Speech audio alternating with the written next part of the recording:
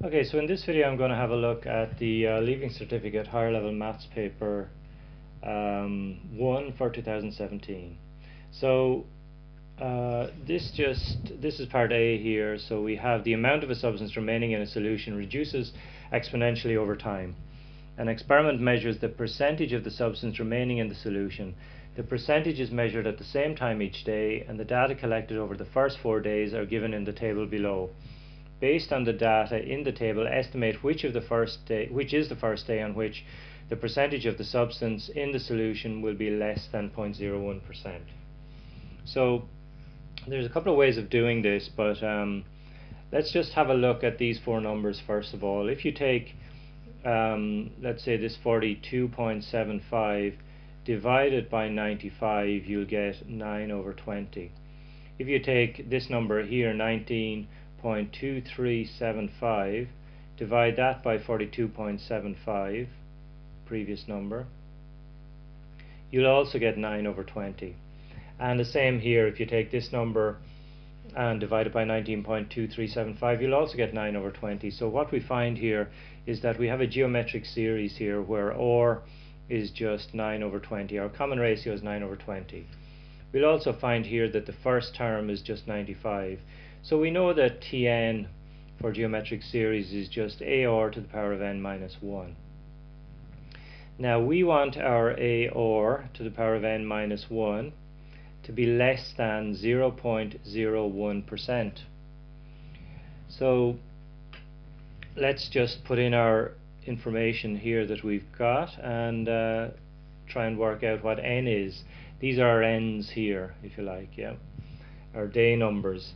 So A here is 95. We've got to multiply that by our OR, which is 9 over 20, and we're raising that to the power of n minus 1. We want that to be less than 0.01%. So let's just continue on with this then. We have 95 multiplied by this here, so I'm going to divide both sides by 95, and I'll just simply get 9 over 20.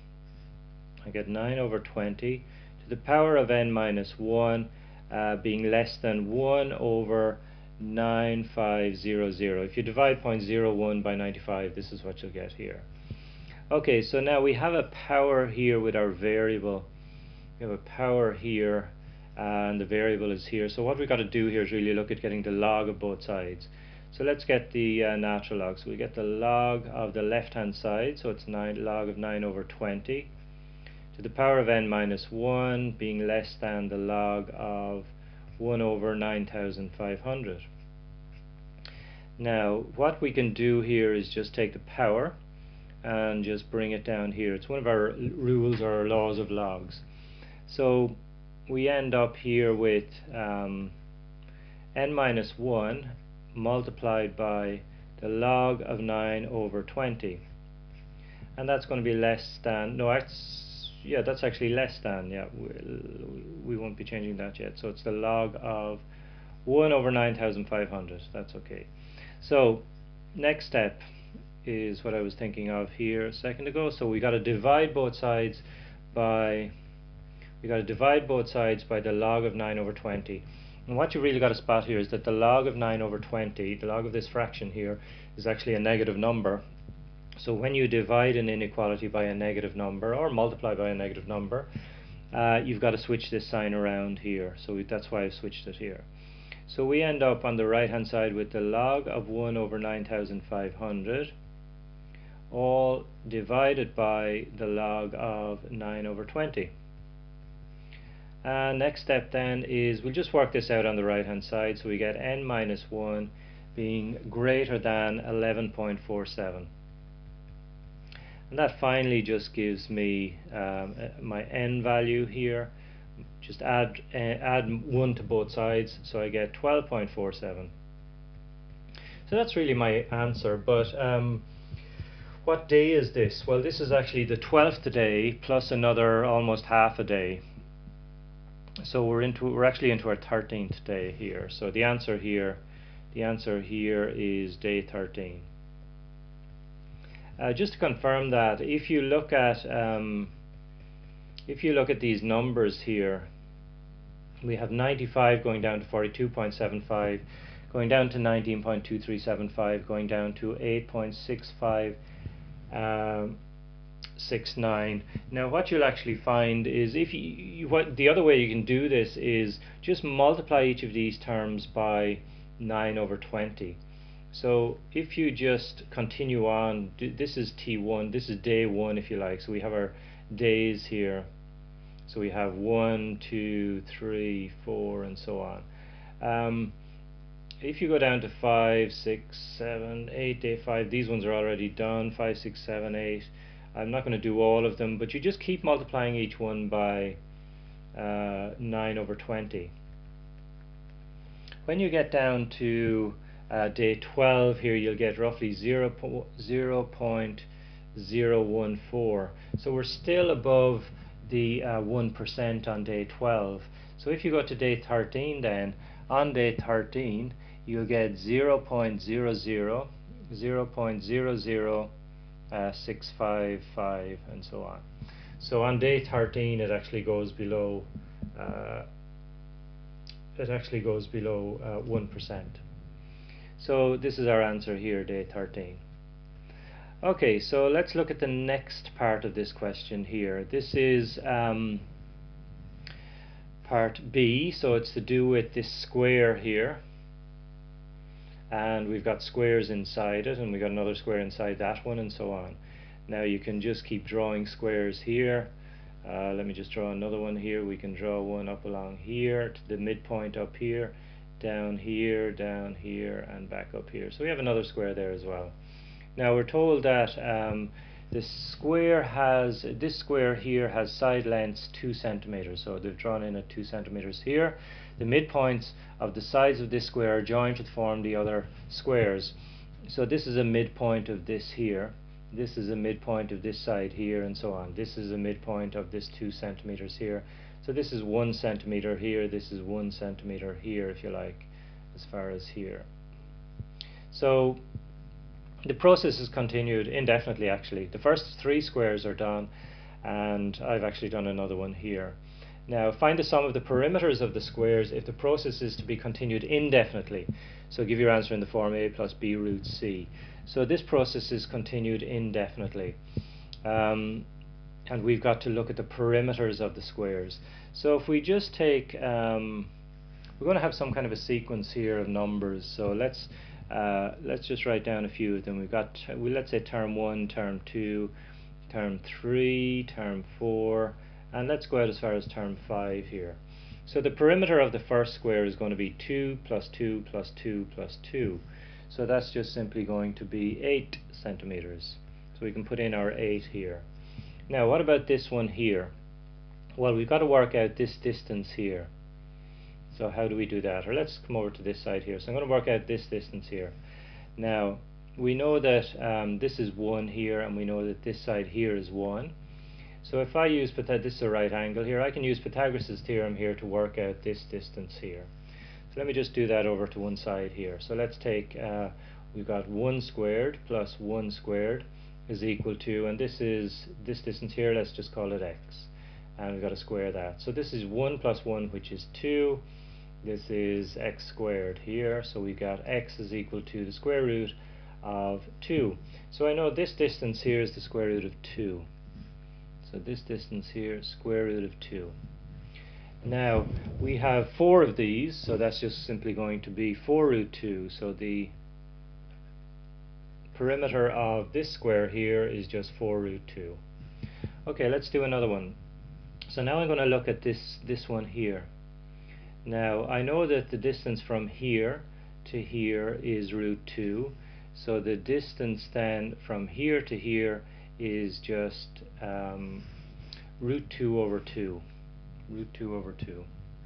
So this here is just going to be root 2 over 2, the distance from here to here. And it's the same here. So I'm going to work out this distance across here by just again using Pythagoras' theorem. So I've got root 2 over 2, which I'm going to square, plus root 2 over 2 again, which I'm going to square. So that's this side and this side. and that's going to be equal to, I'll use x again, x squared. So if I square this here, I get 2 over 4. So in other words, root 2 times root 2 is just 2. 2 squared then is 4. Here I'll get 2 over 4 as well, so that's equal to x squared. Well, this is half, so a half plus a half is 1. So that gives me x squared here. So that just gives me x here is just going to be equal to 1 as well. So this distance here is going to be 1. So this distance here is going to be 1. So, and again we have 4 of these, so 1 plus 1 plus 1 plus 1. So that just gives me the next one, which is 4.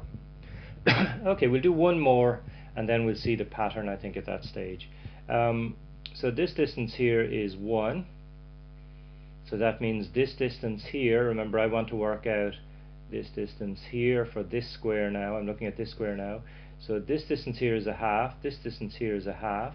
So I've got a half to be squared plus half to be squared is equal to, again I'll use x. I probably should be using different letters here, but we'll use x for convenience. So this here is my x this time, this is a half, this is a half. So half squared is a quarter. Half squared here is a quarter. This is x squared. So here I end up with x squared is equal to quarter plus quarter is a half. So my x here, this just gives me my x here is just going to be equal to 1 over root 2. Or square root of a half. Square root of 1 is 1, square root of 2 is square root of 2. So the distance along here then, distance along here is just 1 over root 2. I've got 4 of those, so I got 1, 2, 3, 4 of those. So I end up with, just do it here, I end up with 4 times 1 over root 2, so that's just 4 over root 2. Just going to simplify that a little bit. If you think about the top here, you've got 2 times 2 if you like, 2 times 2 over root 2, so that's just going to be, one of these root 2's is just root 2 times root 2 times 2. Root 2 times root 2 is this 2 here if you like. That's over root 2, so that finally just gives me, let me just divide this off here, so that just gives me root 2 times 2, or just 2 root 2. So here I end up with 2 root 2. Your calculator should do all this for you anyway. So you probably see a pattern at this stage. If you look at this one here, we've halved it to get 4. If you look at this one here, we've halved this one to get 2 root 2. So we're halving every one to give us our, the not the next one but the one after that. So half 8 to give me 4, half 4 root 2 to give me 2 root 2. So this one will actually work out as 2 here. In other words, if I half the 4, I'll get the 2 here. Okay, so this is our sequence of numbers here. Now this actually turns out to be a geometric series as well. So in other words, if you take, we have our first term here, which is a, but if you take this number divided by 8, it'll give me or. You take this number divided by this number here, it'll give me or as well, and you'll actually get the same or. So let's just try that. If we take 4 root 2 divided by 8, that just gives me root 2 on the top, and it gives me 4 into 8 is 2, root 2 over 2. So that's just taking this number dividing by this number. Same here, if you take 4 and divide it by 4 root 2, 4's will cancel here, and you just end up with 1 over root 2. Now this here is actually 1 over root 2 as well. So this is 1 over root 2, and we got 1 over root 2 here as well. Why is that? Because we have a root 2 here. 2 on the bottom is just root 2 times root 2. We can cancel here, and we end up with 1 over root 2. So 1 over root 2 is our or. Same here, if you take 2 root 2 and divide it by this number here, 4, that will give you root 2 over, again, 2 into 4 here is 2. So that's, as we found out, is just 1 over root 2. So our or here is 1 over root 2, or you can use this one here, you can use root 2 over 2. So we can see here that a is just 8, and you know I'm going to use I think I'll use the root 2 over 2. You can use either one, it doesn't really matter. You can use 1 over root 2 or root 2 over 2.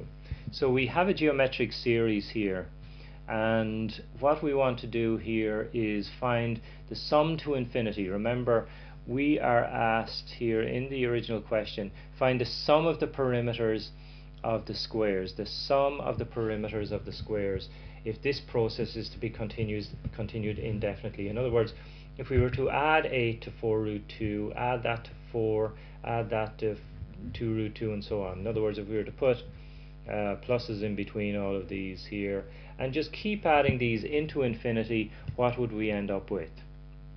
So this is a sum of a geometric series into infinity, where a is 8 and r is root 2 over 2.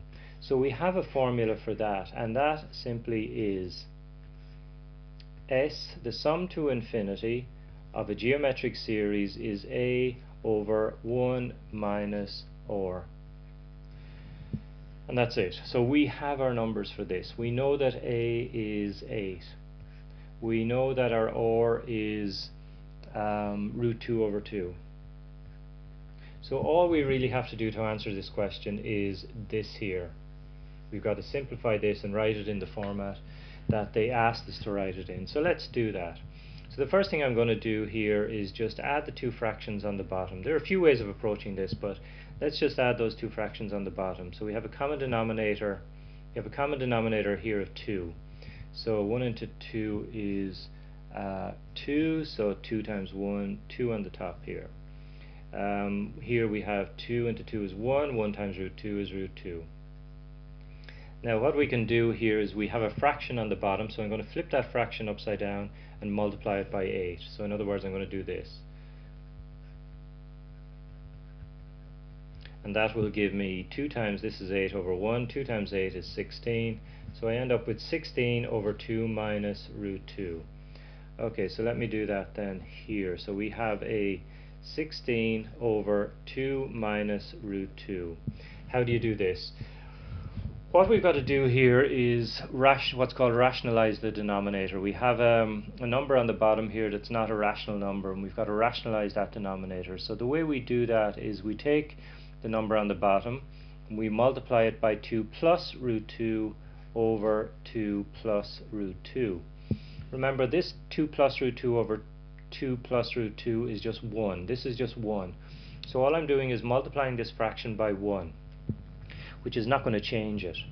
It'll change the way it looks, but it doesn't actually change it. If you multiply anything by 1, it doesn't change it.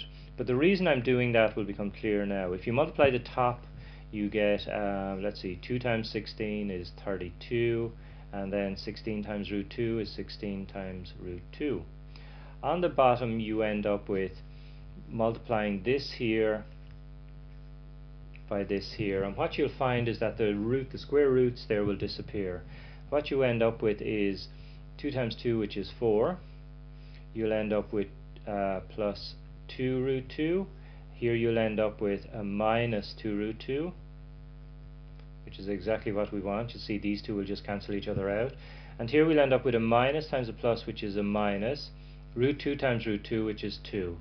That will give me on the top 32 plus 16 root 2. On the bottom, you'll end up with 4. This will cancel here. 4 minus 2, which is just 2.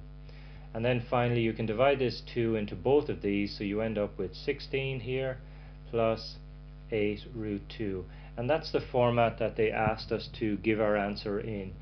Remember, this here is really our answer, but we were asked to give your answer in the form a plus b root c, where a and b and c are natural numbers.